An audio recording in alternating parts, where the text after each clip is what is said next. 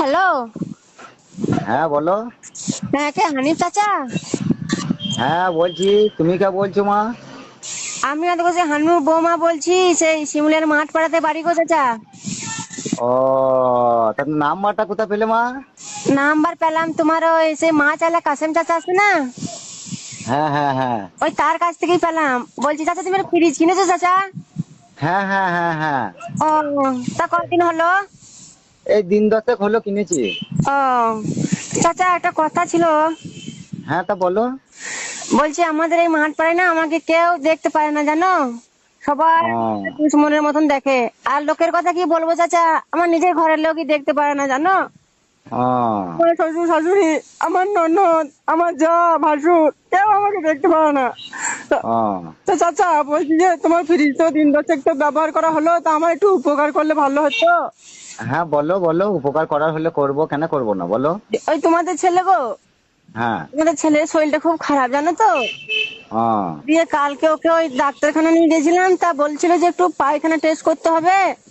হ্যাঁ তোমাদের ছেলে আবার দেখো সারাদিন পায়খানা ফিরে না চাচা, সেই হয় 8টার পরে রাত্রে, আর নাহলে 10টার পর। তা ও তখন তো ধরো আর ওই পায়খানা নিজে চেক করা হবে না, ডাক্তারখানা সব বন্ধ। তা চাচা বলছিলাম যে ওই পায়খানাটা তোমাদের ফ্রিজে রাখা হবে একটু। এ খানকি মাগি, তোকে ওই জন্য লোকে দেখতে পারে না লো। খানকি, তুই যদি আমার সামনে যদি থাকিস, খানকি তোর চুলের মুঠি ধরে তোর মুখ ধরতাম। এ খানকি, এ খানকি। চাচা তুমি রাগ করছো চাচা, তুমি খানকি রাগ, খানকি রাগ, খানকি তুই আমার সামনে যদি থাকিস, তোকে চুলের মুঠি ধরে আমি পাকায় মুখ ধরে দিতাম। ও চাচা, একটু যদি রাখতে কি অন্যায় হতো চাচা, একটা ছেলে জান মিশে গেতো চাচা। খানকি জান বাঁচা, খানকি তুই, তোকে আমি ওই কাশেমকে ধরছি দাঁড়া। ওই কাশেমকে ধরছি, ওই কাশেম কেন তোকে নাম্বার দিয়েছে দাঁড়া। আর তোকে আমি ওই ওই শিমুলে আমি চলাম, তোর মুখ আমি তোর দূরে ধরবো দাঁড়া। চাচা এই চাচা, তুমি অমন কাজ করো না চাচা আমার। হ্যাঁ আমি। হ্যালো। হ্যাঁ বলো। হ্যাঁ, কে হানিফ চাচা? হ্যাঁ বলছি, তুমি কে বলছো মা? আমি তো বলছি হানুর বৌমা বলছি, সেই শিমুলের মাঠ পাড়াতে বাড়ি গো চাচা। ও, তার নাম্বারটা কোথা পেলে মা? নাম্বার পেলাম তোমার, ওই সেই মাছ আলা কাসেম চাচা আছে না, হ্যাঁ হ্যাঁ হ্যাঁ ওই তার কাছ থেকেই পেলাম। বলছি চাচা, তুমি ফ্রিজ কিনেছো চাচা? হ্যাঁ হ্যাঁ হ্যাঁ হ্যাঁ। ও, তা কতদিন হলো? এই দিন 10 হলো কিনেছি। ও চাচা, একটা কথা ছিল। হ্যাঁ তা বলো। বলছি আমাদের এই মাঠ পাড়ায় না আমাকে কেউ দেখতে পারে না জানো, সবাই ও দুশ্মনের মতন দেখে। আর লোকের কথা কি বলবো চাচা, আমার নিজের ঘরের লোকই দেখতে পারে না জানো। ও আমার শ্বশুর শাশুড়ি, আমার ননদ, আমার যা ভাসুর, কেউ আমাকে দেখতে পারে না। তো- ও তো চাচা বলছি যে তোমার ফ্রিজ তো দিন দশেক তো ব্যবহার করা হলো, তা আমার একটু উপকার করলে ভালো হতো।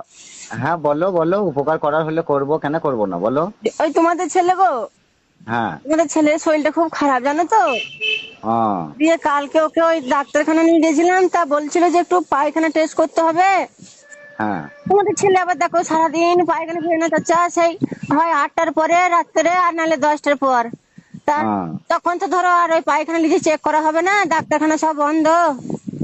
তা চাচা বলছিলাম যে ওই পায়খানাটা তোমাদের ফ্রিজে রাখা হবে একটু। এ খানকি মাগি, তোকে ওই জন্য লোকে দেখতে পারে না লো। খানকি, তুই যদি আমার সামনে যদি থাকিস, খানকি তোর চুলের মুঠি ধরে তোর মুখ ধরতাম। এ খানকি, এ খানকি।